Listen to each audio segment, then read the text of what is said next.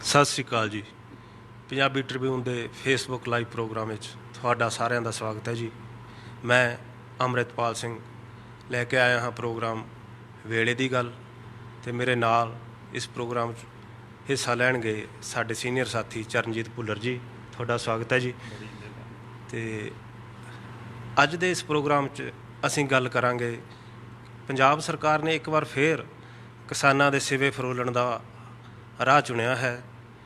ਸਰਕਾਰ ਇਹ ਪਤਾ ਲਗਾਉਣਾ ਚਾਹੁੰਦੀ ਹੈ ਕਿ ਕਿਸਾਨ ਕਿਉਂ ਖੁਦਕੁਸ਼ੀਆਂ ਕਰਦੇ ਹਨ, ਕਿੰਨੇ ਪਿੰਡਾਂ ਵਿੱਚ ਕਿੰਨੀਆਂ ਖੁਦਕੁਸ਼ੀਆਂ ਹੋਈਆਂ ਹਨ, ਜਦ ਕਿ ਅਜਿਹੇ ਸਰਵੇ ਪਹਿਲਾਂ ਕਈ ਵਾਰ ਹੋ ਚੁੱਕੇ ਨੇ, ਕਈ ਕਮੇਟੀਆਂ ਬਣ ਚੁੱਕੀਆਂ ਨੇ, ਪਰ ਗੱਲ ਕਿਸੇ ਸਿਰੇ ਨਹੀਂ ਲੱਗਦੀ। ਕਿ ਚੋਣਾਂ ਨੇੜੇ ਆਉਂਦੀਆਂ ਵੇਖ ਕੇ ਸਰਕਾਰ ਫਿਰ ਇਹ ਵੋਟਾਂ ਲੱਭਣ ਦਾ ਰਾਹ ਤਾਂ ਨਹੀਂ ਚੁਣ ਰਹੀ, ਜਾਂ ਇਹਦੇ ਨਾਲ ਸੱਚਮੁੱਚ ਹੀ ਕੋਈ ਫਾਇਦਾ ਹੋਣ ਵਾਲਾ ਹੈ? ਮੈਂ ਚਰਨਜੀਤ ਜੀ ਤੁਹਾਡੇ ਤੋਂ ਪੁੱਛਣਾ ਚਾਹਾਂਗਾ। ਅਮਰਤ ਜੀ, ਮੈਂ ਤੁਹਾਡੇ ਜਿਹੜਾ ਸਰਕਾਰ ਨੇ ਫੈਸਲਾ ਕੀਤਾ ਕਿ ਅਸੀਂ ਪੰਜਾਬ ਦੇ ਵਿੱਚ ਜਿਹੜੀਆਂ ਕਿੰਨੇ ਕਿਸਾਨਾਂ ਨੇ ਖੁਦਕੁਸ਼ੀ ਕੀਤੀ ਔਰ ਖੁਦਕੁਸ਼ੀ ਕਿਉਂ ਕੀਤੀ, ਉਹਦੇ ਕੀ ਕਾਰਨ ਰਹੇ, ਵਜ੍ਹਾ ਰਹੀ, ਅਤੇ ਕਿਸਾਨਾਂ ਸਿਰ ਕਿੰਨਾ ਕਰਜ਼ਾ ਹੈ, ਇਹ ਜਾਣਨ ਲਈ ਫਿਰ ਸਰਕਾਰ ਇੱਕ ਵਾਰ ਫਿਰ ਪੰਜਾਬ ਦੇ ਵਿੱਚ ਸਰਵੇ ਕਰਾ ਰਹੀ ਹੈ। ਪਰ ਇਹਦੇ ਵਿੱਚ ਮੈਂ ਤੁਹਾਨੂੰ ਇਸ 'ਤੇ ਚਾਨਣਾ ਪਾਉਣ ਤੋਂ ਪਹਿਲਾਂ ਮੈਂ ਤੁਹਾਨੂੰ ਇੱਕ ਬਰਨਾਲੇ ਦੇ ਬੱਸ ਡਰਾਈਵਰ ਦੇ ਕਰੈਕਟਰ ਔਰ ਇੱਕ ਮਾਂ ਦੀ ਵਿਥਿਆ ਜ਼ਰੂਰ ਤੁਹਾਡੇ ਨਾਲ ਸਾਂਝੀ ਕਰਨਾ ਚਾਹੁੰਦਾ। ਅਮਰ ਜੀ, ਬਰਨਾਲੇ ਦੇ ਇੱਕ ਪਿੰਡ ਤੋਂ ਇੱਕ ਬੱਸ ਦੇ ਵਿੱਚ ਇੱਕ ਮਾਈ ਡੇਲੀ ਸਫ਼ਰ ਕਰਦੀ ਸੀ। ਤਾਂ ਹੌਲੀ ਹੌਲੀ ਕੀ ਹੋਇਆ ਕਿ ਮਾਈ ਦੇ ਹੱਥ ਵਿੱਚ ਇੱਕ ਦਿਨ ਝੋਲਾ ਦੇਖ ਕੇ ਡਰਾਈਵਰ ਨੇ ਪੁੱਛਿਆ ਕਿ ਮਾਂ, ਝੋਲੇ 'ਚ ਕੀ ਹੈ? ਤਾਂ ਉਸ ਮਾਂ ਨੇ ਇੱਕ ਤਸਵੀਰ ਕੱਢੀ ਔਰ ਕਿਹਾ ਕਿ ਇਹ ਸਿਰ ਦਾ ਸਾਈਂ ਮੇਰਾ ਖੁਦਕੁਸ਼ੀ ਕਰ ਗਿਆ। ਤਾਂ ਡਰਾਈਵਰ ਦਾ ਗੱਚ ਭਰ ਆਇਆ। ਮਹੀਨਾ ਬੀਤਿਆ, ਫਿਰ ਉਹ ਮਾਈ ਦੇਖੀ ਤਾਂ ਡਰਾਈਵਰ ਨੇ ਫਿਰ ਪੁੱਛਿਆ ਕਿ ਮਾਈ ਅੱਜ ਕਿੱਧਰ ਚੱਲੀ? ਮਾਈ ਵਾਹਿਗੁਰੂ ਕਹਿ ਕੇ ਉਸ ਸੀਟ 'ਤੇ ਬੈਠ ਗਈ ਅਤੇ ਆਖਣ ਲੱਗੀ ਕਿ ਪੁੱਤ, ਬਰਨਾਲੇ ਧਰਨੇ ਚੱਲੀ ਆ, ਸ਼ਾਇਦ ਸਾਨੂੰ। ਤਾਂ 2 ਮਹੀਨੇ ਬੀਤੇ ਤਾਂ ਉਹੀ ਮਾਈ ਫੇਰ ਦੇਖ ਕੇ ਡਰਾਈਵਰ ਪੁੱਛਣ ਲੱਗੇ ਕਿ ਮਾਈ ਅੱਜ ਕਿੱਧਰ, ਅਤੇ ਆ ਝੋਲੇ 'ਚ ਕੀ ਹੈ? ਤਾਂ ਮਾਈ ਨੇ ਹੁਣ ਇੱਕ ਤਸਵੀਰ ਨਹੀਂ ਕੱਢੀ, ਉਸਨੇ 2 ਤਸਵੀਰਾਂ ਕੱਢੀਆਂ। ਉਹ ਕਹਿੰਦੀ, ਪੁੱਤ, ਪਹਿਲਾਂ ਪਤੀ ਅਤੇ ਹੁਣ ਸਾਡਾ ਨਿੱਕਾ ਵੀ ਚੱਲ ਵਸਿਆ। ਉਸਨੇ ਵੀ ਖੁਦਕੁਸ਼ੀ ਕਰ ਲਈ। ਅਮਰ 'ਤੇ ਹਰ ਮਹੀਨੇ ਇੱਦਾਂ ਦਾ ਵਰਤਾਰਾ ਸੀ। ਤਾਂ ਡਰਾਈਵਰ ਬੜਾ ਸੁਹਿਰਦ ਸੀ, ਬੜਾ ਸੋਚਦਾ। ਕੰਡਕਟਰ ਨੇ ਫੈਸਲਾ ਕਰ ਲਿਆ ਕਿ ਅੱਜ ਤੋਂ ਬਾਅਦ ਇਸ ਮਾਈ ਦੀ ਕਦੇ ਬੱਸ ਦੇ ਵਿੱਚ, ਅਤੇ ਉਹ ਉਸ ਨੂੰ ਝੋਲੇ ਵਾਲੀ ਮਾਈ ਕਹਿ ਕੇ ਬੁਲਾਉਂਦੇ ਸੀ। ਤਾਂ ਸਾਲ ਕੁ ਬੀਤਿਆ ਅਤੇ ਬੜੇ ਟਾਈਮ ਬਾਅਦ ਜਦੋਂ ਮਾਈ ਨੂੰ ਬੱਸ 'ਚ ਦੇਖਿਆ ਤਾਂ ਇਸ ਵਾਰ ਮਾਈ ਦੇ ਹੱਥ ਦੇ ਵਿੱਚ 2 ਨਹੀਂ 3 ਤਸਵੀਰਾਂ ਸੀ। ਇਸ ਤੋਂ ਪਹਿਲਾਂ ਕਿ ਡਰਾਈਵਰ ਬੋਲਦਾ, ਮਾਈ ਬੋਲੀ ਕਿ ਪੁੱਤ, ਹੁਣ ਤਾਂ ਇਹ ਇਕੱਲਾ ਝੋਲਾ ਬਚਿਆ ਅਤੇ ਜਾਂ 3 ਤਸਵੀਰਾਂ। ਅਤੇ ਅਮਰਤ ਉਸ ਡਰਾਈਵਰ ਦਾ ਗੱਚ ਭਰ ਆਇਆ। ਸਮਾਂ ਬੀਤਦਾ ਗਿਆ, ਸਾਲ 1.5 ਸਾਲ ਬੀਤਿਆ ਅਤੇ ਉਹ ਮਾਈ ਕਦੇ ਨਜ਼ਰ ਨਾ ਪਈ। ਤਾਂ ਇੱਕ ਦਿਨ ਅਚਾਨਕ ਉਹਦੇ ਨਾਲ ਆਉਣ ਵਾਲਾ ਮੁੰਡਾ ਜਦੋਂ ਬੱਸ ਚੜ੍ਹਿਆ ਤਾਂ ਡਰਾਈਵਰ ਨੇ ਪੁੱਛਿਆ ਕਿ ਬੇਬੇ ਕਿੱਥੇ ਹੈ? ਤਾਂ ਉਸਨੇ ਕਿਹਾ ਕਿ ਬੇਬੇ ਚੱਲ ਬਸੀ, ਅਤੇ ਉਹ ਆਪਣਾ ਝੋਲਾ ਗੁਆਂਢੀਆਂ ਨੂੰ ਦੇ ਗਈ। ਅਤੇ ਉਸ ਪਰਿਵਾਰ ਕੋਲ ਸਿਰਫ ਹੁਣ ਜਿਹੜੀ ਵਿਰਾਸਤ ਹੈ, ਪਿੱਛੇ ਕੁਛ ਨਹੀਂ ਬਚੇ, ਉਹ 3 ਤਸਵੀਰਾਂ ਬਚੀਆਂ ਨੇ। ਅਮਰਤ, ਕਿੰਨਾ ਡਰਾਈਵਰ ਸੁਹਿਰਦ ਹੈ। ਦੱਸਦੇ ਨੇ ਉਹ ਮੈਨੂੰ ਇਹ ਗੱਲ ਬਠਿੰਡਾ ਦੀ ਧਰਨੇ 'ਚ ਇੱਕ ਆਗੂ ਨੇ ਸੁਣਾਈ ਸੀ ਕਿ ਉਸ ਤੋਂ ਬਾਅਦ ਉਸ ਬਰਨਾਲੇ ਵਾਲੇ ਡਰਾਈਵਰ ਨੇ ਕਦੇ ਬੱਸ ਦੇ ਵਿੱਚ ਗਾਣਾ ਨਹੀਂ ਵਜਾਇਆ, ਉਸਨੇ ਪਰਨ ਕਰ ਲਿਆ ਸੀ। ਅੱਛਾ, ਮੈਂ ਤੁਹਾਨੂੰ ਇਹ ਪੁੱਛਣਾ ਚਾਹੁੰਦਾ ਕਿ ਪੰਜਾਬ ਸਰਕਾਰ ਨੇ ਪਹਿਲਾਂ ਕਦੇ ਕੋਈ ਇਹੋ ਜਿਹੀ ਪਾਲਿਸੀ ਨਹੀਂ ਬਣਾਈ? ਕਿਸਾਨ ਖੁਦਕੁਸ਼ੀਆਂ ਦੇ ਹੱਲ ਵਾਸਤੇ ਕੋਈ ਤਰੀਕਾ ਨਹੀਂ ਲੱਭਿਆ? ਨਹੀਂ, ਪਾਲਿਸੀਆਂ ਵੀ ਬਣੀਆਂ। ਤਾਂ ਮੈਂ ਤੁਹਾਡੇ ਨਾਲ ਗੱਲ ਉੱਥੇ ਹੀ ਅੱਗੇ ਲਿਜਾਣਾ ਚਾਹੁੰਦਾ ਅਮਰਤ, ਕਿ ਜਦੋਂ ਇੱਕ ਡਰਾਈਵਰ ਸਧਾਰਨ ਬੰਦਾ ਹੈ, ਉਹ ਆਪਣੇ ਮਨ ਦੇ ਵਿੱਚ ਇੰਨੀ ਸੁਹਿਰਦਤਾ ਰੱਖਦਾ ਹੈ, ਇੰਨਾ ਦਰਦ ਸਮਝਦਾ ਦੂਸਰੇ ਦਾ, ਤਾਂ ਅਸੀਂ ਪੰਜਾਬ ਦੀ ਗੱਡੀ ਦਾ ਸਟੀਅਰਿੰਗ ਵੀ ਚੰਗੇ ਡਰਾਈਵਰ ਸਮਝ ਕੇ ਸਾਡੇ ਸਰਕਾਰਾਂ ਨੂੰ ਦਿੰਦੇ ਹਾਂ, ਆਪਣੇ ਨੇਤਾ ਚੁਣਦੇ ਹਾਂ। ਕਾਸ਼ ਇਹ ਵੀ ਉਹ ਡਰਾਈਵਰ ਦੀ ਬਰਨਾਲੇ ਵਾਲੇ ਦੀ ਰੀਸ ਕਰ ਲੈਣ, ਉਹ ਵੀ ਉਸ ਇਹਨਾਂ ਮਾਈਆਂ ਦਾ ਦਰਦ ਸਮਝ ਲੈਣ ਕਾਟਨ ਬੈਲਟ ਦੇ ਵਿੱਚ 97 ਤੋਂ ਜਿਹੜਾ ਖੁਦਕੁਸ਼ੀਆਂ ਦਾ ਵਰਤਾਰਾ ਸ਼ੁਰੂ ਹੋਇਆ ਸੀ, 97 ਤੋਂ ਲੈ ਕੇ ਅੱਜ ਤੱਕ ਇਹ ਵਰਤਾਰਾ ਕਦੇ ਰੁਕਿਆ ਨਹੀਂ। 4 ਸਾਲ ਸਰਕਾਰ ਨੇ ਬਿਲਕੁਲ ਅੱਖਾਂ ਬੰਦ ਕਰੀ ਰੱਖੀਆਂ। 2001 ਦਾ ਜਿਹੜਾ ਬਜਟ ਆਇਆ ਸੀ, ਅਕਾਲੀ ਗੌਰਮੈਂਟ ਦਾ ਲਾਸਟ ਬਜਟ ਸੀ, ਉਹਦੇ ਵਿੱਚ ਕੈਪਟਨ ਕਮਲਜੀਤ ਨੇ ਅਨਾਉਂਸ ਕੀਤਾ ਕਿ ਜੋ ਕਿਸਾਨ ਪਰਿਵਾਰ ਖੁਦਕੁਸ਼ੀ ਕਰਦੇ ਨੇ ਜਿਨ੍ਹਾਂ ਦੇ ਜੀ, ਉਹਨਾਂ ਪਰਿਵਾਰਾਂ ਨੂੰ ਅਸੀਂ 2-2 ਲੱਖ ਰੁਪਏ ਮੁਆਵਜ਼ਾ ਦੇਵਾਂਗੇ। ਉਸ ਤੋਂ ਬਾਅਦ ਉਹ ਮੁਆਵਜ਼ਾ ਕਦੇ ਦਿੱਤਾ ਨਹੀਂ ਗਿਆ। ਤਾਂ ਲੰਬਾ ਟਾਈਮ ਸਰਕਾਰ ਫਿਰ ਸੁੱਤੀ ਰਹੀ ਔਰ ਖੁਦਕੁਸ਼ੀਆਂ ਦਾ ਵਰਤਾਰਾ ਸਿਵੇ ਉੱਦਾਂ ਹੀ ਬਲਦੇ ਰਹੇ। ਉੱਦਾਂ ਹੀ ਕਿੰਨੇ ਸੁਹਾਗ ਉਜੜਦੇ ਰਹੇ, ਕਿੰਨੀਆਂ ਮਾਵਾਂ ਦੇ ਪੁੱਤ ਫੌਤ ਹੁੰਦੇ ਰਹੇ। ਤਾਂ 10 ਸਾਲਾਂ ਬਾਅਦ ਜਾ ਕੇ ਸਰਕਾਰ ਨੇ ਸੋਚਿਆ ਕਿ ਪਹਿਲਾਂ ਆਪਾਂ ਇਹਦੀ ਪੜਤਾਲ ਕਰਾਈਏ ਕਿ ਖੁਦਕੁਸ਼ੀਆਂ ਹੁੰਦੀਆਂ ਕਿਉਂ ਨੇ, ਇਹਦਾ ਇੱਕ ਸਰਵੇ ਕਰਾਇਆ ਜਾਵੇ। ਤਾਂ ਪਾਇਲਟ ਦੇ ਤੌਰ 'ਤੇ, ਪਾਇਲਟ ਪ੍ਰੋਜੈਕਟ ਦੇ ਤੌਰ 'ਤੇ ਬਠਿੰਡਾ ਔਰ ਮਾਨਸਾ ਜ਼ਿਲ੍ਹੇ ਦੀ ਚੋਣ ਕੀਤੀ ਗਈ ਔਰ ਉਹਦੇ ਵਿੱਚ ਖੁਦਕੁਸ਼ੀਆਂ ਦੇਖੀਆਂ ਕਿ ਇੰਨੀਆਂ ਆ ਗਈਆਂ ਨੇ। ਅਤੇ ਉਸ ਤੋਂ ਬਾਅਦ ਸਰਕਾਰ ਨੇ ਫੈਸਲਾ ਕੀਤਾ ਕਿ ਪਿਛਲੇ 15 ਸਾਲਾਂ ਦਾ ਪੜਤਾਲ ਕਰਾਈ ਜਾਏਗੀ। ਔਰ ਪੰਜਾਬ ਦੀਆਂ ਜਿਹੜੀਆਂ 3 ਯੂਨੀਵਰਸਿਟੀਆਂ ਨੇ ਸਾਡੀ, ਅੰਮ੍ਰਿਤਸਰ ਵਾਲੀ ਗੁਰੂ ਨਾਨਕ ਦੇਵ ਯੂਨੀਵਰਸਿਟੀ, PAU ਔਰ ਪੰਜਾਬੀ ਯੂਨੀਵਰਸਿਟੀ, ਤਾਂ ਇਹਨਾਂ ਦੀਆਂ ਟੀਮਾਂ ਨੇ ਬੜਾ ਡਿਟੇਲ ਦੇ ਵਿੱਚ ਸਰਵੇ ਕੀਤਾ। ਤਕਰੀਬਨ ਮਤਲਬ 2012-13 ਦੇ ਵਿੱਚ ਜਾ ਕੇ ਰਿਪੋਰਟ ਦਿੱਤੀ ਗਈ ਅਤੇ ਤਕਰੀਬਨ 16,000 ਕਿਸਾਨ ਜਿਹੜੇ ਹੈ ਖੁਦਕੁਸ਼ੀਆਂ ਵਾਲੇ ਪਾਏ ਗਏ। ਤਾਂ ਜੇ ਆਪਾਂ ਐਵਰੇਜ ਦੇਖੀਏ ਤਾਂ ਹਰ ਦਿਨ ਪੰਜਾਬ ਦੇ ਵਿੱਚ ਜਿਹੜੇ 3 ਕਿਸਾਨ ਖੁਦਕੁਸ਼ੀ ਕਰਦੇ ਰਹੇ। ਤਾਂ ਉਸ ਤੋਂ ਬਾਅਦ ਸਰਕਾਰ ਨੇ ਜਾ ਕੇ, ਕਿਉਂਕਿ ਉਹਨਾਂ ਟਾਈਮਾਂ ਦੇ ਵਿੱਚ ਜਾ ਕੇ 2014 ਦੀਆਂ ਚੋਣਾਂ ਆ ਗਈਆਂ ਸੀ, ਸੈਂਟਰ ਗੌਰਮੈਂਟ ਆਪਣੀ ਸੈਂਟਰ ਦੀਆਂ, ਤਾਂ ਜਿਹੜੀਆਂ ਕਿਸਾਨ ਧਿਰਾਂ ਉਹਨਾਂ ਨੇ ਵੀ ਰੌਲਾ ਪਾਇਆ। ਤਾਂ ਪਹਿਲੀ ਵਾਰ ਅੰਮ੍ਰਿਤ ਜੀ ਸਰਕਾਰ ਨੇ 96 ਕਰੋੜ ਰੁਪਈਆ ਜਾਰੀ ਕੀਤਾ ਸੀ ਅਤੇ ਉਦੋਂ 4800 ਪਰਿਵਾਰਾਂ ਨੂੰ ਉਹ ਪੈਸਾ ਵੰਡਿਆ ਗਿਆ ਸੀ, 2 ਲੱਖ ਰੁਪਏ ਪ੍ਰਤੀ ਪਰਿਵਾਰ ਦੇ ਹਿਸਾਬ ਨਾਲ। ਅੱਗੇ ਜਾ ਕੇ ਸਰਕਾਰ ਨੇ 23 ਜੁਲਾਈ 2015 ਨੂੰ ਇੱਕ ਨਵੀਂ ਪਾਲਿਸੀ ਲਿਆਂਦੀ, ਜਿਹਦੇ ਪਹਿਲੀ ਵਾਰ ਕਿ ਖੁਦਕੁਸ਼ੀ ਪੀੜਤ ਪਰਿਵਾਰਾਂ ਨੂੰ ਜਿਹੜਾ 3 ਲੱਖ ਰੁਪਏ ਮੁਆਵਜ਼ਾ ਦਿੱਤਾ ਜਾਏਗਾ, ਮਤਲਬ ਦੀ 2 ਲੱਖ ਤੋਂ 3 ਲੱਖ ਰੁਪਇਆ ਕਰ ਦਿੱਤਾ ਗਿਆ। ਅਤੇ ਉਹਦੇ ਵਿੱਚ ਪਾਲਿਸੀ ਦੇ ਵਿੱਚ ਅੰਮ੍ਰਿਤ ਇਹ ਬਣਾ ਦਿੱਤਾ ਗਿਆ ਕਿ ਹੁਣ ਕੋਈ ਸਰਵੇ ਨਹੀਂ ਹੋਏਗਾ, ਕਿ ਹਰ ਡਿਸਟ੍ਰਿਕਟ ਦੇ ਵਿੱਚ ਇੱਕ ਕਮੇਟੀ ਬਣੇਗੀ, ਜਿਹਦੇ ਵਿੱਚ DC ਹੋਏਗਾ, ਜ਼ਿਲ੍ਹਾ ਖੇਤੀਬਾੜੀ ਅਫਸਰ ਹੋਏਗਾ, ਕਿਸਾਨਾਂ ਦਾ ਨੁਮਾਇੰਦਾ ਹੋਏਗਾ, ਕੋਈ ਪਿੰਡ ਦਾ ਸਰਪੰਚ ਹੋਏਗਾ, ਕਿ ਜਿਸ ਘਰੇ ਵੀ ਕੋਈ ਖੁਦਕੁਸ਼ੀ ਦਾ ਕੋਈ ਮਾਮਲਾ ਆਏਗਾ ਜਿਸ ਪਿੰਡ ਦੇ ਵਿੱਚ, ਉਹ ਪਰਿਵਾਰ ਇੱਕ ਆਪਣੀ ਐਪਲੀਕੇਸ਼ਨ 1 ਮਹੀਨੇ ਦੇ ਵਿੱਚ ਉਸ ਕਮੇਟੀ ਨੂੰ ਦੇਗਾ ਅਤੇ ਕਮੇਟੀ ਡਿਸਾਈਡ ਕਰੇਗੀ ਅਤੇ ਪਰਮਾਨੈਂਟ ਇੱਕ ਫੀਚਰ ਬਣਾ ਦਿੱਤਾ ਗਿਆ। ਅਤੇ ਮਾਲ ਮਹਿਕਮੇ ਦਾ ਇੱਕ ਰਿਵੋਲਵਿੰਗ ਜਿਹੜਾ ਫੰਡ ਹੈ ਉਹ ਸਟੈਬਲਿਸ਼ ਕਰ ਦਿੱਤਾ ਗਿਆ ਕਿ ਹੁਣ ਤੁਹਾਨੂੰ ਕਿਤੇ ਆਉਣ ਜਾਣ ਦੀ ਲੋੜ ਨਹੀਂ, ਕਿ ਪੱਕੇ ਤੌਰ 'ਤੇ ਇਹ ਪ੍ਰਬੰਧ ਕੀਤਾ ਗਿਆ। ਪਰ ਇਹ ਸਿਰਫ ਕਾਗਜ਼ੀ ਰਿਹਾ, ਪ੍ਰੈਕਟੀਕਲ ਨਾ ਬਣ ਸਕਿਆ ਪ੍ਰਬੰਧ ਇਹ। ਹੁਣ ਅੰਮ੍ਰਿਤ ਜੀ ਇਹ ਦੇਖੋ ਕਿ ਕਿਸਾਨ, ਜੇ ਅਗਰ ਕੋਈ ਵਪਾਰੀ, ਜਿਵੇਂ ਦਿਵਾਲਾ ਨਿਕਲ ਜਾਂਦਾ ਹੈ ਕਿਸੇ ਵਪਾਰੀ ਦਾ, ਕਿਸੇ ਕਾਰੋਬਾਰੀ ਦਾ ਦਿਵਾਲਾ ਨਿਕਲ ਜਾਂਦਾ ਹੈ, ਉਹ ਇੱਕ ਦੀਵਾ ਬਾਲਦਾ ਹੈ ਅਤੇ ਉਹਦਾ ਸਾਰਾ ਕੁਝ ਮਾਫ ਹੋ ਜਾਂਦਾ ਹੈਗਾ ਕਿ ਦੀਵਾ ਬਾਲ ਦਿੱਤਾ ਜੀ। ਅਤੇ ਪੰਜਾਬ ਦੇ ਵਿੱਚ ਤਾਂ ਕਿੰਨੇ ਸਿਵੇ ਬਲੇ ਨੇ ਅਤੇ ਪੰਜਾਬ ਦੇ ਕਿਸਾਨਾਂ ਦੀ ਕਦੇ ਕੋਈ ਸੁਣਵਾਈ ਨਹੀਂ ਹੋਈ। ਤਾਂ ਉਸ ਪਾਲਿਸੀ ਦੇ ਵਿੱਚ ਵੀ ਇਹ ਕਿਹਾ ਕਿ ਲੱਗਿਆ, ਕਿਸਾਨਾਂ ਨੂੰ ਵੀ ਲੱਗਿਆ ਕਿ ਹੁਣ ਸਾਡੇ ਚੰਗੇ ਦਿਨ ਆ ਜਾਣਗੇ ਕਿ ਸਾਨੂੰ ਹੁਣ ਪਹਿਲਾਂ ਦੀ ਤਰ੍ਹਾਂ ਕਦੇ ਸੜਕਾਂ 'ਤੇ, ਕਦੇ ਰੇਲ ਮਾਰਗਾਂ 'ਤੇ ਕੋਈ ਧੱਕੇ ਨਹੀਂ ਸਾਨੂੰ ਖਾਣੇ ਪੈਣਗੇ। ਤਾਂ ਅੰਮ੍ਰਿਤ ਤੋਂ ਸਾਰੀਆਂ ਬੀਤੇ ਦੀਆਂ ਗੱਲਾਂ ਬਣ ਗਈਆਂ, ਉਹਦੇ ਵਿੱਚੋਂ ਕੋਈ ਰਿਜ਼ਲਟ ਨਾ ਨਿਕਲਿਆ। ਬਹੁਤ ਸਾਰੇ ਕਿਸਾਨ ਜਿਹੜੇ ਰੈਗੂਲਰ ਆਪਣੀ ਐਪਲੀਕੇਸ਼ਨਾਂ ਉੱਥੇ ਦਿੰਦੇ ਸੀ, ਜਿਨ੍ਹਾਂ ਦੇ ਘਰੇ ਕੋਈ ਇੱਦਾਂ ਦਾ ਹਾਦਸਾ ਵਾਪਰ ਜਾਂਦਾ ਸੀਗਾ, ਤਾਂ ਉਹ ਕਮੇਟੀ ਦੇ ਵਿੱਚ ਬੜੇ ਲੂਪ ਹੋਲ ਸੀਗੇ ਕਿ ਜਿਸ ਤਰ੍ਹਾਂ ਉਹਦੀਆਂ ਕੰਡੀਸ਼ਨਾਂ ਇਸ ਕਿਸਮ ਦੀਆਂ ਸੀਗੀਆਂ ਕਿ ਤੁਹਾਡੇ ਕੋਲ ਪਹਿਲੀ ਗੱਲ ਤਾਂ ਪੋਸਟਮਾਰਟਮ ਦੀ ਰਿਪੋਰਟ ਹੋਣੀ ਚਾਹੀਦੀ ਹੈ, ਤੁਹਾਡੀ FIR ਹੋਣੀ ਚਾਹੀਦੀ ਹੈ, ਜਿਹੜਾ ਮਰਨ ਵਾਲਾ ਹੈ ਉਹਦੇ ਸਿਰ ਕਰਜ਼ਾ ਸਟੈਬਲਿਸ਼ ਹੁੰਦਾ ਹੋਵੇ ਕਿ ਇਹਨੇ ਕਰਜ਼ਾ ਦੇਣਾ ਸੀਗਾ।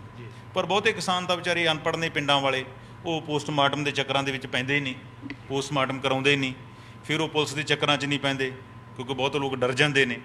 ਤਾਂ ਮੈਂ ਮੋਟੇ ਤੌਰ 'ਤੇ ਕਈ ਵਾਰੀ ਇਹਦੀ RTI ਵੀ ਲਈ ਹੈਗੀ ਹੈ, ਤਾਂ ਬਹੁਤੇ ਕੇਸ ਹੈ ਜਿਹੜੇ ਇਹ ਇੱਦਾਂ ਹੀ, ਮਤਲਬ 90% ਕੇਸ ਹੈ ਜਿਹੜੇ ਉਹ ਜ਼ਿਲ੍ਹਾ ਕਮੇਟੀਆਂ ਦੇ ਵਿੱਚ ਉਹਨਾਂ ਨੂੰ ਰੱਦ ਹੀ ਕਰ ਦਿੱਤਾ ਜਾਂਦਾ ਹੈਗਾ, ਉਹ ਨੇਪਰੇ ਨਹੀਂ ਚੜ੍ਹਦੇ ਜੀ। ਤਾਂ ਉਸ ਤੋਂ ਬਾਅਦ ਫਿਰ ਹੁਣ ਸਰਕਾਰ ਜਿਸ ਤਰ੍ਹਾਂ ਹੁਣ ਨਵਾਂ ਫੇਰ ਕਹਿ ਦਿੱਤਾ, ਉਸ ਤੋਂ ਪਹਿਲਾਂ ਸੱਚ ਮੈਂ ਤੁਹਾਨੂੰ ਯਾਦ ਆਇਆ ਮੇਰੇ ਕਿ ਇਹ ਜਦੋਂ ਕੈਪਟਨ ਸਰਕਾਰ ਬਣੀ ਹੋਂਦ 'ਚ ਆਈ ਤਾਂ ਇਹਨਾਂ ਨੇ ਖੁਦਕੁਸ਼ੀ ਪਰਿਵਾਰਾਂ ਦੇ ਸਰਵੇ ਕਰਨ ਲਈ, ਜਾਣਨ ਲਈ ਇੱਕ ਵਿਧਾਨ ਸਭਾ ਦੀ ਕਮੇਟੀ ਦਾ ਵੀ ਗਠਨ ਕੀਤਾ ਸੁਖਵਿੰਦਰ ਸੁੱਖ ਸਰਕਾਰੀਆ ਦੀ ਅਗਵਾਈ ਦੇ ਵਿੱਚ। ਤਾਂ ਉਹ ਕਮੇਟੀ ਮਾਲਵੇ ਦੇ ਪਿੰਡਾਂ ਦੇ ਵਿੱਚ ਗਈ, ਸਾਰੇ ਪੰਜਾਬ ਦੇ ਸਾਰੇ ਕਾਫੀ ਜ਼ਿਲ੍ਹਿਆਂ 'ਚ ਗਈ ਉਹ। ਤਾਂ ਉਹਨੇ ਆਪਣੀ ਰਿਪੋਰਟ ਹੈ ਜਿਹੜੀ ਉਹ 28 ਮਾਰਚ 2018 ਨੂੰ ਵਿਧਾਨ ਸਭਾ 'ਚ ਰੱਖੀ। ਤਾਂ ਉਸ ਰਿਪੋਰਟ 'ਤੇ ਵੀ ਅੱਗੇ ਕੋਈ ਐਕਸ਼ਨ ਨਹੀਂ ਹੋਇਆ। ਬਜਟ ਦੇ ਵਿੱਚ ਅੰਮ੍ਰਿਤ ਅੱਜ ਤੱਕ ਇਹਨਾਂ ਪਰਿਵਾਰਾਂ ਲਈ ਕਦੇ ਕੋਈ ਪੈਸਾ ਨਹੀਂ ਰੱਖਿਆ ਗਿਆ। ਖੁਦਕੁਸ਼ੀ ਕਰਨ ਵਾਲੇ ਪਰਿਵਾਰ ਅਸੀਂ ਜਦੋਂ ਵੀ ਜਾਂਦੇ ਆ, ਮਤਲਬ ਬਹੁਤੇ ਲੋਕ ਤਾਂ ਵਿਚਾਰੇ ਅੱਕ ਗਏ ਨੇ। ਉਹ ਕਹਿੰਦੇ ਸਾਡੇ ਜ਼ਖਮ ਨਾ ਛੇੜੋ। ਕਦੇ ਸਾਡੇ ਕੋਲ ਕਮੇਟੀ ਆ ਜਾਂਦੀ ਹੈ ਵਿਧਾਨ ਸਭਾ ਦੀ, ਕਦੇ ਸਾਡੇ ਕੋਲ ਸਰਵੇ ਵਾਲੇ ਆ ਜਾਂਦੇ ਹੈ, ਕਦੇ ਸਾਡੇ ਕੋਲ ਪੱਤਰਕਾਰ ਆ ਜਾਂਦੇ ਹੈ, ਕਦੇ ਸਾਡੇ ਕੋਲ ਸੂਚੀਆਂ ਲੈ ਕੇ ਆ ਜਾਂਦੇ ਨੇ। ਉਹ ਕਹਿੰਦੇ ਘੱਟੋ ਘੱਟ ਸਾਨੂੰ ਹੁਣ ਚੈਨ ਨਾਲ ਜੀਣ ਦਿਓ, ਸਾਨੂੰ ਤੁਸੀਂ ਆ ਕੇ ਫਿਰ ਸਾਡੇ ਜ਼ਖਮਾਂ 'ਤੇ ਛੇੜ ਦਿੰਦੇ ਹੋ ਉਹਨਾਂ ਨੂੰ, ਅਤੇ ਫਿਰ ਸਾਨੂੰ ਇੱਕ ਹੋਪ ਬਣ ਜਾਂਦੀ ਹੈ ਕਿ ਸਾਨੂੰ ਕੁਛ ਨਾ ਕੁਛ ਮਿਲੇਗਾ, ਅਤੇ ਅਲਟੀਮੇਟਲੀ ਸਾਨੂੰ ਮਿਲਦਾ ਕੁਛ ਨਹੀਂ। ਤਾਂ ਓਵਰਆਲ ਦੇਖੀਏ ਤਾਂ ਇਸ ਵੇਲੇ ਅੰਮ੍ਰਿਤ ਪੂਰੇ ਕੰਟਰੀ ਦੇ ਵਿੱਚੋਂ ਪੰਜਾਬ, ਹਾਲਾਂਕਿ ਸਾਡੀ ਪਾਪੂਲੇਸ਼ਨ ਬਹੁਤ ਘੱਟ ਹੈ, ਸਾਡਾ ਏਰੀਆ ਬਹੁਤ ਘੱਟ ਹੈ, ਅਸੀਂ ਦੂਜੇ ਨੰਬਰ 'ਤੇ ਆਉਂਦੇ ਖੁਦਕੁਸ਼ੀਆਂ ਦੇ ਵਿੱਚ। ਮਹਾਰਾਸ਼ਟਰਾ ਪਹਿਲੇ ਨੰਬਰ 'ਤੇ ਹੈ, ਦੂਜੇ ਨੰਬਰ 'ਤੇ ਅਸੀਂ ਹੈਗੇ ਜਿੱਥੇ ਸਭ ਤੋਂ ਵੱਧ ਖੁਦਕੁਸ਼ੀਆਂ ਹੁੰਦੀਆਂ। ਤੀਜਾ ਨੰਬਰ ਅੱਗੇ ਜਾ ਕੇ ਕਰਨਾਟਕਾ ਦਾ ਹੁੰਦਾ। ਦੇਖੋ ਸਰਕਾਰ ਸਾਡੀ ਕਹਿੰਦੀ ਹੈ ਕਿ ਕਿੰਨੇ ਕੁ ਪੈਸੇ ਲੋੜੀਦੇ ਹੁੰਦੇ ਨੇ। 18-20 ਕਰੋੜ ਰੁਪਇਆ ਸਾਨੂੰ ਹਾਰਡਲੀ ਚਾਹੀਦਾ ਇਹਨਾਂ ਪਰਿਵਾਰਾਂ ਦੀ ਇਮਦਾਦ ਲਈ। ਜੇ ਅਸੀਂ ਬਾਕੀ ਚੀਜ਼ਾਂ ਕਰ ਸਕਦੇ ਹਾਂ, ਇਹਨਾਂ ਨੂੰ ਤਾਂ ਅਸੀਂ ਕਿੰਨੇ ਪ੍ਰੋਸੈਸ ਚੱਲਾਂਗੇ। ਪਹਿਲਾਂ ਤੁਹਾਡਾ ਸਰਵੇ ਹੋਏਗਾ, ਫਿਰ ਤੁਹਾਡੀ ਪੜਤਾਲ ਹੋਏਗੀ, ਤੁਹਾਡੇ ਕੋਲ ਪੋਸਟਮਾਰਟਮ ਦੀ ਰਿਪੋਰਟ ਹੋਣੀ ਚਾਹੀਦੀ ਹੈ, ਠੀਕ ਹੈ, ਤੁਹਾਡੀ FIR ਹੋਣੀ ਚਾਹੀਦੀ ਹੈ। ਪਰ ਸਰਕਾਰ ਜਦੋਂ ਆਪ ਖਰਚ ਕਰਦੀ ਹੈ ਉਦੋਂ ਕਿੰਨਾ ਕੁ ਦੇਖਦੀ ਹੈ। ਤੁਹਾਨੂੰ ਦੱਸਦੇ ਹਾਂ ਕਿ ਜਦੋਂ ਪਿਛਲੀ ਗਵਰਨਮੈਂਟ ਨੇ ਅੰਮ੍ਰਿਤ, ਸਾਡੇ ਦਰਸ਼ਕਾਂ ਨੂੰ ਵੀ ਇਸ ਗੱਲ ਦਾ ਪਤਾ ਹੈਗਾ ਕਿ ਜਦੋਂ ਹੈਲੀਕਾਪਟਰ ਦੀ ਪਰਚੇਜ਼ ਕੀਤੀ ਸੀ ਤਾਂ 42 ਕਰੋੜ ਰੁਪਏ ਦਾ ਹੈਲੀਕਾਪਟਰ ਖਰੀਦਿਆ। ਇੱਥੇ ਸੂਈ ਖਰੀਦਣੀ ਹੋਵੇਗਾ ਨਾ ਤਾਂ ਵੀ ਉਹਦੇ ਲਈ ਕਹਿੰਦੇ ਕਿ ਇੱਕ ਪ੍ਰੋਪਰ ਪ੍ਰੋਸੈਸ ਹੈਗਾ। ਤੁਸੀਂ 100 ਰੁਪਏ ਦੀ ਚੀਜ਼ ਖਰੀਦਣੀ ਹੈ, ਉਹਦੇ ਲਈ ਵੀ ਤੁਹਾਨੂੰ ਕੋਟੇਸ਼ਨਾਂ ਲੈਣੀਆਂ ਪੈਂਦੀਆਂ। ਕੋਈ ਵੱਡੀ ਅਮਾਊਂਟ ਲੱਖਾਂ ਦੀ ਹੈ, ਤੁਹਾਨੂੰ ਟੈਂਡਰ ਕਰਨਾ ਪੈਂਦਾ ਹੈ, ਤਾਂ ਉਹਦੇ ਲਈ ਸਿੰਪਲ ਕੋਟੇਸ਼ਨਾਂ ਲਈਆਂ ਗਈਆਂ। 42 ਕਰੋੜ ਦੀ ਚੀਜ਼ ਖਰੀਦਣ ਲਈ ਸਿੰਪਲ ਕੋਟੇਸ਼ਨਾਂ ਲੱਗੀਆਂ, ਕੋਈ ਕਿਸੇ ਪ੍ਰੋਸੈਸ ਦੇ ਵਿੱਚੋਂ ਲੰਘੇ ਨਹੀਂ। ਇੱਕ ਫਾਰਮੈਲਿਟੀ ਕਮੇਟੀ ਬਣਾ ਕੇ ਇੱਕ ਹੈਲੀਕਾਪਟਰ ਖਰੀਦ ਲਿਆ। ਅਤੇ ਜਦੋਂ ਕਿਸਾਨਾਂ ਦੀ ਵਾਰੀ ਆਉਂਦੀ ਹੈ, ਮਜ਼ਦੂਰਾਂ ਦੀ ਵਾਰੀ ਆਉਂਦੀ ਹੈਗੀ ਹੈ, ਤਾਂ ਉਹ ਸਰਕਾਰ ਸਾਰੀਆਂ ਗੱਲਾਂ ਨੂੰ ਭੁੱਲ ਜਾਂਦੀ ਹੈਗੀ ਹੈ। ਤਾਂ ਸਰਕਾਰ ਮਤਲਬ ਇਹ ਕਮੇਟੀਆਂ ਬਣਾਉਣ ਦਾ ਮਤਲਬ ਇਹੀ ਹੁੰਦਾ। ਜਿਵੇਂ ਹੁਣ ਤਾਜ਼ਾ ਜਿਹੜਾ ਫੈਸਲਾ ਲਿਆ ਉਹਦੇ ਵਿੱਚ ਕਹਿੰਦੇ ਹੈ ਕਿ ਜੀ ਹਰ ਪਿੰਡ ਦੀ ਪੰਚਾਇਤ ਦਾ ਸਹਿਯੋਗ ਲਵਾਂਗੇ, ਸਾਡੇ ਜਿਹੜੇ ਬੰਦੇ ਹੈਗੇ ਸਰਵੇ ਕਰਨਗੇ, ਹਰ ਪਿੰਡ ਦੇ ਵਿੱਚ ਜਾਣਗੇ, ਉਹ ਹਰ ਕਿਸਾਨ ਨੂੰ ਪੁੱਛਣਗੇ ਕਿ ਤੇਰੇ ਸਿਰ ਕਰਜ਼ਾ ਕਿੰਨਾ ਹੈ, ਤੁਹਾਡੇ ਪਰਿਵਾਰ 'ਚ ਕਿੰਨੇ ਜੀ ਖੁਦਕੁਸ਼ੀ ਕਰ ਗਏ, ਉਸ ਟਾਈਮ ਤੁਹਾਡੀ ਕਿੰਨੀ ਕੰਡੀਸ਼ਨ, ਕਿਹੋ ਜਿਹੀ ਕੰਡੀਸ਼ਨ ਸੀ। 12,700 ਪਿੰਡ ਹੈ। ਹੁਣ ਸਰਕਾਰ ਨੇ ਹੁਣ ਫੈਸਲਾ ਲਿਆ, ਪੌਣੇ 2 ਸਾਲ ਦਾ ਟਾਈਮ ਰਹਿ ਗਿਆ। ਇਹ ਤਾਂ ਇਹਨਾਂ ਸਰਵਿਆਂ ਦੇ 'ਚ ਲੰਘ ਜਾਣਾ ਹੈਗਾ। ਜੇ ਸੁਰਤਾ ਸਰਵਿਆਂ ਦੀ ਆਲਰੇਡੀ ਤੁਹਾਡੇ ਕੋਲ ਪਾਲਿਸੀ ਬਣੀ ਹੈ ਅਤੇ ਉਸ ਪਾਲਿਸੀ ਦੇ ਅਗੇਂਸਟ ਤੁਸੀਂ ਰਿਲੈਕਸ ਕਰਕੇ ਕਿਸਾਨਾਂ ਨੂੰ ਮੁਆਵਜ਼ਾ ਦੇਣਾ ਸ਼ੁਰੂ ਕਰੋ। ਕਿਉਂ ਉਹਨਾਂ ਨੂੰ ਨਿੱਤ ਸੜਕਾਂ 'ਤੇ ਆਉਣਾ ਪੈਂਦਾ ਹੈ? ਨਾ ਹੀ ਕਦੇ ਸੈਂਟਰ ਨੇ ਬਾਂਹ ਫੜੀ ਹੈ। ਜਿਵੇਂ ਤੁਸੀਂ ਦੱਸਿਆ ਕਿ ਖੁਦਕੁਸ਼ੀਆਂ 'ਚ ਮਹਾਰਾਸ਼ਟਰ ਪਹਿਲੇ ਨੰਬਰ 'ਤੇ ਆ, ਕਰਨਾਟਕ ਤੀਜੇ ਨੰਬਰ 'ਤੇ ਆ, ਤਾਂ ਕੀ ਸੈਂਟਰ ਵੱਲੋਂ ਕੋਈ ਮਦਦ ਕੀਤੀ ਜਾਂਦੀ ਹੈ ਜਾਂ ਦੂਜੇ ਰਾਜ ਇਸ ਮਸਲੇ ਨਾਲ ਕਿਵੇਂ ਨਜਿੱਠਦੇ ਆ? ਉਹ ਵੀ ਇਸੇ ਤਰ੍ਹਾਂ ਹੀ ਸਰਵੇ ਕਰਾਉਂਦੇ ਨੇ, ਕਮੇਟੀਆਂ ਬਣਾ ਕੇ ਬਿਠਾ ਦਿੰਦੇ ਨੇ, ਜਾਂ ਕੁਛ ਜ਼ਮੀਨੀ ਕੰਮ ਵੀ ਕਰਦੇ ਨੇ? ਅੰਮ੍ਰਿਤ, ਮੈਂ ਕਿਉਂਕਿ RTI ਦੇ ਵਿੱਚ ਕਾਫੀ ਟਾਈਮ ਤੋਂ ਕੰਮ ਕਰਦਾ ਆ ਰਿਹਾ, ਤਾਂ ਮੈਂ ਸੈਂਟਰ ਗੌਰਮੈਂਟ ਨੂੰ ਜਦੋਂ ਵੀ ਇਸ ਦੀ ਬਾਬਤ, ਖੁਦਕੁਸ਼ੀਆਂ ਦੀ ਬਾਬਤ RTI ਪਾਈ ਹੈ, ਤਾਂ ਉਹਨਾਂ ਨੇ ਮੇਰੀ RTI ਇਸ ਗੱਲ ਕਰਕੇ ਰੱਦ ਕਰ ਦਿੱਤੀ ਕਿ ਇਹ ਸਟੇਟ ਸਬਜੈਕਟ ਹੈ, ਐਗਰੀਕਲਚਰ ਹੈ ਜਿਹੜਾ, ਇਸ ਕਰਕੇ ਖੁਦਕੁਸ਼ੀਆਂ ਦੇ ਪਰਿਵਾਰਾਂ ਦੀ ਮਦਦ ਕਰਨੀ, ਉਹਨਾਂ ਬਾਰੇ ਜਾਣਨਾ, ਉਹਨਾਂ ਨੂੰ ਕੋਈ ਫਾਈਨੈਂਸ਼ੀਅਲੀ ਹੈਲਪ ਕਰਨੀ, ਇਹ ਸਾਡੇ ਘੇਰੇ 'ਚ ਨਹੀਂ ਆਉਂਦਾ, ਇਹ ਸਟੇਟ ਦਾ ਸਬਜੈਕਟ ਹੈ। ਜਦੋਂ ਕਿ ਹੁਣ ਤੁਸੀਂ ਪਿੱਛੇ ਦੇਖ ਹੀ ਚੁੱਕੇ ਹੋ ਕਿ ਖੇਤੀ ਆਰਡੀਨੈਂਸਾਂ ਦੇ ਵਿੱਚ ਉਹਨਾਂ ਨੇ ਆਪਣੀ ਮਨਮਰਜ਼ੀਆਂ ਕੀਤੀਆਂ, ਤਾਂ ਆਪਣੀ ਜ਼ਿੰਮੇਵਾਰੀ ਤੋਂ ਭੱਜਣ ਲਈ ਉਹਦੇ ਕੋਲ ਇੱਕ ਵਧੀਆ ਇੱਕ ਤਰੀਕਾ ਸੀਗਾ ਕਿ ਸਟੇਟ ਸਬਜੈਕਟ ਹੈ। ਸੈਂਟਰ ਗੌਰਮੈਂਟ ਨੇ ਇੱਕ ਵਾਰੀ ਸ਼ਾਇਦ 2015 ਦੀ ਗੱਲ ਹੈਗੀ ਹੈ, ਤਾਂ ਕੁਛ 8 ਸਟੇਟਾਂ ਦਾ ਇੱਕ ਸਰਵੇ ਕਰਾਇਆ ਸੀ ਬੰਗਲੌਰ ਦੀ ਸੰਸਥਾ ਤੋਂ ਕਿ ਜਿੱਥੇ ਜ਼ਿਆਦਾ ਖੁਦਕੁਸ਼ੀਆਂ ਹੋ ਰਹੀਆਂ, ਪਰ ਉਹਦਾ ਰਿਜ਼ਲਟ ਕੋਈ ਸਾਹਮਣੇ ਨਹੀਂ ਆਇਆ। ਉਸ ਤੋਂ ਪਹਿਲੀ UP ਦੀ ਸਰਕਾਰ ਸੀ, ਉਹਨਾਂ ਨੇ ਵੀ ਤਕਰੀਬਨ 5-6 ਸਟੇਟਾਂ ਨੂੰ ਜਿਹੜੀ ਹੈਗੀ ਹੈ ਜਿੱਥੇ ਜ਼ਿਆਦਾ ਖੁਦਕੁਸ਼ੀਆਂ ਹੋਈਆਂ ਨੇ, ਜਿੱਥੇ ਪ੍ਰੌਨ ਏਰੀਆ ਹੈਗੇ ਨੇ, ਤਾਂ ਉੱਥੇ ਦੇਖਿਆ ਸੀ ਕਿ 31 ਜ਼ਿਲ੍ਹੇ ਇਹੋ ਜਿਹੇ ਨੇ 5 ਸਟੇਟਾਂ ਦੇ ਜਿੱਥੇ ਜ਼ਿਆਦਾ ਖੁਦਕੁਸ਼ੀਆਂ ਹੋਈਆਂ। ਉਹਨਾਂ ਜ਼ਿਲ੍ਹਿਆਂ ਨੂੰ 20,000 ਕਰੋੜ ਦਾ ਪੈਕੇਜ ਦਿੱਤਾ ਗਿਆ ਸੀ, ਪਰ ਬਦਕਿਸਮਤੀ ਇਹ ਕਿ ਸਾਡਾ ਸਟੇਟ ਉਹਦੇ ਵਿੱਚ ਇਨਕਲੂਡ ਹੀ ਨਹੀਂ ਸੀ, ਨਾ ਹੀ ਸਾਡੀਆਂ ਸਟੇਟ ਗੌਰਮੈਂਟਾਂ ਨੇ ਕਦੇ ਰੌਲਾ ਪਾਇਆ। ਦੂਜੀਆਂ ਸਟੇਟਾਂ ਜਿਵੇਂ ਮਹਾਰਾਸ਼ਟਰ ਹੈ, ਮਹਾਰਾਸ਼ਟਰ ਦੇ ਵਿੱਚ ਪਹਿਲਾਂ 1 ਲੱਖ ਰੁਪਇਆ ਮੁਆਵਜ਼ਾ ਦਿੱਤਾ ਜਾਂਦਾ ਸੀ। ਹੁਣ ਪਿੱਛੇ ਜੇ ਉਹਨਾਂ ਨੇ ਫੈਸਲਾ ਤਾਂ ਕਰ ਲਿਆ, ਮੈਨੂੰ ਇਹ ਨਹੀਂ ਪਤਾ ਕਿ ਨੋਟੀਫਿਕੇਸ਼ਨ ਉਹਦਾ ਜਾਰੀ ਹੋਇਆ ਜਾਂ ਨਹੀਂ ਹੋਇਆ, ਤਾਂ ਉਹਨਾਂ ਨੇ 5 ਲੱਖ ਕਰ ਦਿੱਤਾ। ਇਸ ਤਰ੍ਹਾਂ ਕਰਨਾਟਕ ਹੈ, ਕਰਨਾਟਕਾ ਗੌਰਮੈਂਟ ਜਿਹੜੇ ਖੁਦਕੁਸ਼ੀ ਪੀੜਤ ਫੈਮਲੀਆਂ ਹੈ ਉਹਨਾਂ ਨੂੰ 5 ਲੱਖ ਰੁਪਇਆ ਦਿੰਦੀ ਹੈ। ਈਵਨ ਉਹਨਾਂ ਤਾਂ ਇਹ ਵੀ ਕਰਦੇ ਹੈਗੇ ਨੇ ਅੰਮ੍ਰਿਤ ਕਿ ਉਹ ਜੋ ਜੀ ਕਰਦਾ ਖੁਦਕੁਸ਼ੀ ਕਰਦਾ ਉਹਦੇ ਬੱਚਿਆਂ ਦੀ ਪੋਸਟ ਗ੍ਰੈਜੂਏਸ਼ਨ ਤੱਕ ਦੀ ਜਿਹੜੀ ਪੜ੍ਹਾਈ ਹੈ ਇਨਕਲੂਡਿੰਗ ਹੋਸਟਲ ਫੀਸ ਉਹ ਵੀ ਮਾਫ ਹੈ ਉਹਨਾਂ ਨੂੰ। ਅਤੇ ਇਵੇਂ ਜਿਹੜੇ ਦੂਜੀਆਂ ਤੇਲੰਗਾਨਾ ਹੈ ਉੱਥੇ ਵੀ 5 ਲੱਖ ਰੁਪਇਆ ਮੁਆਵਜ਼ਾ ਦਿੱਤਾ ਜਾਂਦਾ ਹੈ। ਅੱਗੇ ਆ ਗਿਆ ਤੁਹਾਡਾ ਆਂਧਰਾ ਪ੍ਰਦੇਸ਼, ਉੱਥੇ ਵੀ 5 ਲੱਖ ਮੁਆਵਜ਼ਾ ਦਿੱਤਾ ਜਾਂਦਾ ਹੈ। ਅਤੇ ਸਾਡੇ ਤਾਂ ਦਿੱਤਾ ਹੀ 3 ਲੱਖ ਦਿੱਤਾ ਜਾਂਦਾ ਹੈ ਕਿ ਜਿਹਦੇ ਵਿੱਚੋਂ ਆਪਾਂ ਸਾਰੀ 18-20 ਕਰੋੜ ਰੁਪਈਆ ਸਾਲ ਦਾ ਦੇਣਾ ਹੁੰਦਾ ਹੈ, ਉਹ ਵੀ ਅਸੀਂ ਲੋਕਾਂ ਦਾ ਇਹ ਹਾਲ ਕਰਦੇ ਹਾਂ। ਮੈਨੂੰ ਪਤਾ ਕਿ ਮੈਂ ਮਾਲਵੇ 'ਚ ਦੇਖਿਆ ਕਿ ਵਿਚਾਰੇ ਤੀਜੇ ਦਿਨ ਉਹ ਤਸਵੀਰਾਂ ਕਿ ਨਾ ਲਹਿਰਾਉਂਦੇ ਕਦੇ ਪਟੜੀਆਂ 'ਤੇ ਕਦੇ ਸੜਕਾਂ 'ਤੇ ਬੈਠੇ ਹੁੰਦੇ ਸੀ। ਅੰਮ੍ਰਿਤ ਹੈਰਾਨ ਹੋਣਗੇ ਕਿ ਕਈ ਲੋਕਾਂ ਨੇ ਤਾਂ ਵਿਚਾਰੀਆਂ ਜਿਹੜੀਆਂ ਵਿਡੋਜ਼ ਸੀਗੀਆਂ ਉਹਨਾਂ ਨੇ ਤਸਵੀਰਾਂ ਦੇ ਨਾਲ ਕਿ ਨਾ ਨੀਚੇ ਡੰਡੇ ਬੰਨੇ ਹੋਏ ਸੀ ਪਰਮਾਨੈਂਟਲੀ, ਕਿ ਤਾਂ ਕਿ ਅਸੀਂ ਦਿਖਾ ਸਕੀਏ। ਅਤੇ ਕਈਆਂ ਵਿਚਾਰੀਆਂ ਦਾ ਇਹ ਹਾਲ ਸੀ ਕਿ ਉਹਨਾਂ ਕੋਲ ਪਾਸਪੋਰਟ ਸਾਈਜ਼ ਫੋਟੋ ਹੁੰਦੀ ਸੀ, ਉਹਨਾਂ ਕੋਲੇ ਵੱਡੀ ਫੋਟੋ ਕਰਾਉਣ ਦੀ ਪਹੁੰਚ ਹੀ ਨਹੀਂ ਸੀ ਹੁੰਦੀ। ਉਹ ਕਦੀਆਂ SDM ਨੂੰ ਦਿਖਾਉਂਦੀਆਂ ਕਿ ਆਹ ਮੇਰਾ ਪੁੱਤ ਮਰ ਗਿਆ ਜੀ, ਆਹ ਮੇਰਾ ਪਤੀ ਮਰ ਗਿਆ ਜੀ। ਪਰ ਅੱਜ ਤੱਕ ਉਹ ਸਾਰੇ ਪੰਜਾਬ, ਸਾਰੇ ਹਿੰਦੁਸਤਾਨ, ਸਾਡੇ ਵਿਦੇਸ਼ਾਂ 'ਚ ਬੈਠੇ ਲੋਕਾਂ ਨੇ ਉਹ ਤਸਵੀਰਾਂ ਦੇਖੀਆਂ ਕਿ ਕਿਵੇਂ ਬਿਲਕ ਰਹੀਆਂ ਨੇ ਵਿਚਾਰੀਆਂ ਔਰਤਾਂ। ਪਰ ਸਾਡੀ ਸਟੇਟ ਦੀ ਕਦੇ ਨਜ਼ਰ ਹੀ ਨਹੀਂ ਪੈਂਦਾ, ਨਾ ਸੈਂਟਰ ਨੂੰ ਪਿਆ ਨਾ ਸਟੇਟ ਨੂੰ ਪਿਆ। ਤਾਂ ਇਹ ਪ੍ਰਕਿਰਿਆ ਗੁੰਝਲਦਾਰ ਬਹੁਤ ਹੈ। ਇਹਦੇ 'ਚ ਜਿਵੇਂ ਤੁਸੀਂ ਦੱਸਿਆ ਪਿਛਲੇ ਕਰੀਬ 2.5 ਦਹਾਕੇ ਤੋਂ ਇਹ ਵਰਤਾਰਾ ਚੱਲਿਆ ਆ ਰਿਹਾ ਨਰਮਾ ਪੱਟੀ 'ਚ। ਸਰਕਾਰਾਂ ਹਰ ਵਾਰੀ ਕੋਈ ਨਵਾਂ ਢੰਗ ਲੱਭ ਲੈਂਦੀਆਂ, ਨਵਾਂ ਸਰਵੇ ਕਰਾਉਣ ਲੱਗ ਜਾਂਦੀਆਂ। ਤਾਂ ਤੁਹਾਨੂੰ ਕੀ ਲੱਗਦਾ ਕਿਵੇਂ ਹੱਲ ਹੋਊਗਾ, ਕਿੱਥੇ ਜਾ ਕੇ ਰੁਕੂਗੀ ਇਹ ਗੱਲ?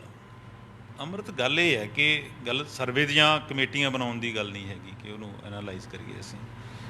ਇੱਕ ਤਾਂ ਨੀਤ ਦੀ ਗੱਲ ਹੈਗੀ ਹੈ ਸਾਨੂੰ ਕਿ ਸਾਡੀ ਨੀਤ ਹੋਣੀ ਚਾਹੀਦੀ ਹੈ। ਆਪਣਾ ਟਾਈਮ ਵੀ ਤਕਰੀਬਨ ਹੋ ਗਿਆ। ਕਿੰਨਾ ਕੁ ਸਾਨੂੰ ਪੈਸਾ ਚਾਹੀਦਾ ਹੈ? ਅਸੀਂ 800 ਕਰੋੜ ਰੁਪਈਆ ਤਕਰੀਬਨ ਸਾਲ ਦਾ RD ਕਰਦੇ ਹਾਂ। ਕੀ ਅਸੀਂ ਉਸ 'ਚੋਂ ਰੱਖ ਨਹੀਂ ਸਕਦੇ? ਉਸ ਤੋਂ ਪਹਿਲਾਂ ਸਾਨੂੰ ਇਹ ਦੇਖਣਾ ਵੀ ਕਿ ਖੁਦਕਸ਼ੀਆਂ ਹੋਣ ਹੀ ਕਿਉਂ। ਅਸੀਂ ਚਲੋ ਠੀਕ ਹੈ, ਇੱਕ ਟੁੱਟੀ ਹੋਈ ਫੈਮਿਲੀ ਦੀ ਫਾਈਨੈਂਸ਼ੀਅਲੀ ਥੋੜ੍ਹੀ ਹੈਲਪ ਕਰਨ ਲਈ ਇਹ ਮਦਦ ਦਿੰਦੇ ਹੈਗੇ ਆ, ਪਰ ਜਾਣਨਾ ਇਹ ਗੱਲ ਕਿ ਖੁਦਕਸ਼ੀਆਂ ਹੁੰਦੀਆਂ ਕਿਉਂ ਨੇ, ਉਹਦੇ ਜੜ ਦੇ ਰੀਜ਼ਨ ਕੀ ਹੈ, ਉਹਨਾਂ ਨੂੰ ਜਾਣ ਕੇ ਉਹਨਾਂ ਦਾ ਹੱਲ ਕਰਨ ਦੀ ਲੋੜ ਹੈ। ਜਿੰਨਾ ਚਿਰ ਉਹਨਾਂ ਦਾ ਹੱਲ ਨਹੀਂ ਕਰਾਂਗੇ ਤਾਂ ਇਹ ਮੱਲਮ ਹੈ ਜਿਹੜੀ ਇਹ ਸਿਰਫ ਆਰਜੀ ਹੈ। ਦੂਜੀ ਸਾਡੀ ਨੀਤ ਦੀ ਗੱਲ ਹੈ ਕਿ ਸਾਡੇ ਪਾਲਿਸੀਆਂ ਨਾਲ ਜਾਂ ਸਰਵੇਆਂ ਨਾਲ ਕੋਈ ਗੱਲ ਨਹੀਂ ਬਣਨੀ ਜਿੰਨਾ ਚਿਰ ਸਾਡੇ ਨੀਤ। ਹੁੰਦਾ ਕੀ ਹੈ ਹੁਣ ਕਿਉਂ ਸਰਵੇ ਹੋਣ ਲੱਗਿਆ ਇਹ? ਪਹਿਲਾਂ ਕਿਉਂ ਨਹੀਂ ਹੋਇਆ? ਜੇ 2014 'ਚ ਸਾਨੂੰ 96 ਕਰੋੜ ਰੁਪਏ ਇਹਨਾਂ ਫੈਮਿਲੀ ਨੂੰ ਮਿਲਿਆ, ਕਿਉਂ ਮਿਲਿਆ? ਕਿਉਂਕਿ ਇਲੈਕਸ਼ਨ ਸੀ ਜੀ। ਕਿਉਂਕਿ ਹੁਣ ਇਲੈਕਸ਼ਨ ਅਗਲੀ ਆ ਗਈ ਹੈਗੀ ਹੈ। ਤਾਂ ਮੇਰੀ ਤਾਂ ਡਾਕਟਰ ਸਾਹਿਬ ਸਿੰਘ ਦਾ ਉਹ ਯਾਦ ਆ ਜਾਂਦਾ ਹੈ, ਸ਼ਮਾ ਵਾਲੀ ਡਾਂਗ ਜਿਹੜਾ ਪਲੇ ਹੈ, ਉਹਦੇ ਵਿੱਚ ਮੁੱਖ ਮੰਤਰੀ ਨੂੰ ਸੰਬੋਧਨ ਹੋ ਕੇ ਕਹਿੰਦਾ, ਉਹ ਪੁੱਛਦੇ ਕਿ ਹੁਣ ਕੀ ਹੱਲ ਹੋਏਗਾ, ਫੈਮਿਲੀ ਦਾ ਖੁਦਕੁਸ਼ੀ ਕਰ ਜਾਂਦਾ। ਉਹ ਕਹਿੰਦਾ ਕੋਈ ਹੱਲ ਨਹੀਂ ਹੋਏਗਾ। ਹੁਣ ਲੀਡਰ ਆਏਗਾ, ਬੈਠੇਗਾ, ਰੋਏਗਾ ਅਤੇ ਉਸ ਤੋਂ ਬਾਅਦ ਕਮੇਟੀ ਬਣਾਏਗਾ। ਅਤੇ ਅਲਟੀਮੇਟਲੀ ਉਹ ਕਹਿੰਦਾ ਡਾਂਗ ਪਈ ਹੁੰਦੀ ਹੈ ਕਿ ਮੈਨੂੰ ਤਾਂ ਇਹ ਡਾਂਗ ਵਾਲਾ ਕਰਕੇ ਕਹਿੰਦਾ ਹੈ ਕਿ ਆਖਰ ਜਿਹੜੀ ਸ਼ਮਾ ਵਾਲੀ ਡਾਂਗ ਹੈ ਉਹ ਚੱਕਣੀ ਪੈਣੀ ਹੈਗੀ ਹੈ। ਅਤੇ ਸਾਡੇ ਲੋਕਾਂ ਨੂੰ ਵੀ ਥੋੜ੍ਹਾ ਸਮਝਾਉਣਾ ਪਿਆ। ਵਿਚਾਰੇ ਟੁੱਟੇ ਹੋਏ ਲੋਕ ਤਾਂ ਕੀ ਕਰ ਸਕਦੇ ਨੇ, ਫਰਿਆਦੀ ਕਰ ਸਕਦੇ ਨੇ। ਅਤੇ BKU ਹੈ, ਹੋਰ ਜਥੇਬੰਦੀਆਂ ਉਹ ਵੀ ਆਪਣਾ ਰੋਲ ਪਲੇ ਕਰ ਰਹੀਆਂ ਨੇ। ਤਾਂ ਮੈਨੂੰ ਲੱਗਦਾ ਕਿ ਸਰਕਾਰਾਂ ਥੋੜ੍ਹੀਆਂ ਸਿਰਦ ਹੋਣ ਤਾਂ ਇਹਦਾ ਕੋਈ ਪੱਕਾ ਹੱਲ ਵੀ ਨਿਕਲ ਸਕਦਾ ਹੈ। ਇਸ ਸਾਰੀ ਚਰਚਾ 'ਚ ਇਸ ਸਿੱਟੇ 'ਤੇ ਪਹੁੰਚੇ ਹਾਂ ਕਿ ਸਰਕਾਰ ਫੇਰ ਇੱਕ ਵਾਰੀ ਉਸੇ ਰਾਹ ਤੁਰ ਪਈ ਜਿਹੜਾ ਕਿਤੇ ਕਿਸੇ ਤਣ ਪੱਤਣ ਨਹੀਂ ਲਾਉਂਦਾ। ਫਿਰ ਕਮੇਟੀਆਂ ਬਣਨਗੀਆਂ, ਫਿਰ ਸਰਵੇ ਹੋਣਗੇ, ਲੋਕੀ ਫੇਰ ਰੁਲਦੇ ਰਹਿਣਗੇ। ਇਹ ਵਰਤਾਰਾ ਨੇੜ ਭਵਿੱਖ 'ਚ ਰੁਕਦਾ ਨਜ਼ਰ ਨਹੀਂ ਆਉਂਦਾ। ਇਹ ਤਾਂ ਲੋਕਾਂ ਦੇ ਹੱਥ ਆ ਕਿ ਉਹ ਵਧੀਆ ਸਰਕਾਰ ਚੁਣਨ ਅਤੇ ਜਾਗਣ, ਹੋਰ ਜਾਗਰੂਕ ਹੋਣ। ਇਸ ਦੇ ਨਾਲ ਹੀ ਤੁਹਾਡੇ ਸਾਰਿਆਂ ਤੋਂ ਵਿਦਾ ਲੈਂਦੇ ਹਾਂ। ਭਲਕੇ ਫੇਰ ਹਾਜ਼ਰ ਹੋਵਾਂਗੇ। ਧੰਨਵਾਦ।